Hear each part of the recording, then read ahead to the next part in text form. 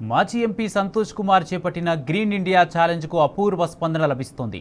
Chilukuru Balaji temple ఆవరణంలో ఆలయ ప్రధాన అర్చకులు రంగరాజన్, శివాలయం ప్రధాన అర్చకులు శ్రీరామదాసి సురేష్ ఆత్మారాము మొక్కలు నాటారు. రేపటి తరాలు బాగుండాలి అంటే మంచి ఆక్సిజన్, మంచి వాతావరణం అవసరమన్నారు అర్చకులు. మాజీ MP Santosh Kumar green India challenge పేరుతో అందరినీ ఏకం చేసి కోట్లాది మొక్కలు నాటారు.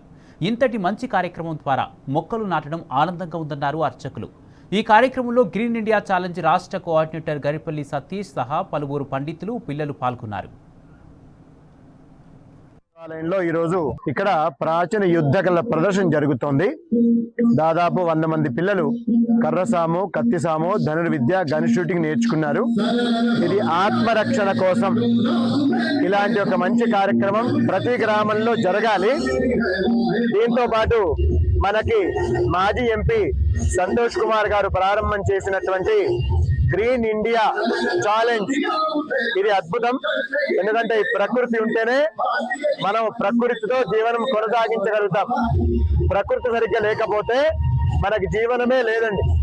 కాబట్టి చెట్టు నాటే కార్యక్రమం విరివిగా చేద్దాం. ఈ రోజు వీరి ఆధ్వర్యంలో దేవాలయం సన్నిధిలో 2 మొక్కలు నాటడం జరిగింది.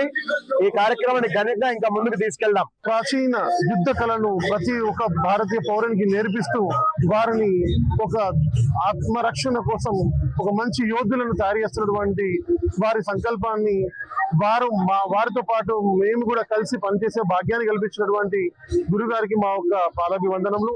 వారితో పాటు ఇలాంటి కార్యక్రమాలు మేము ప్రతి రోజు చేస్తూ ముందుకు వెళ్దామని చెప్పేసి మేము నిర్ణయించుకున్నాము. ఇలాంటి అవకాశం కల్పించినట్టు వారికి చాలా కృతజ్ఞతలు.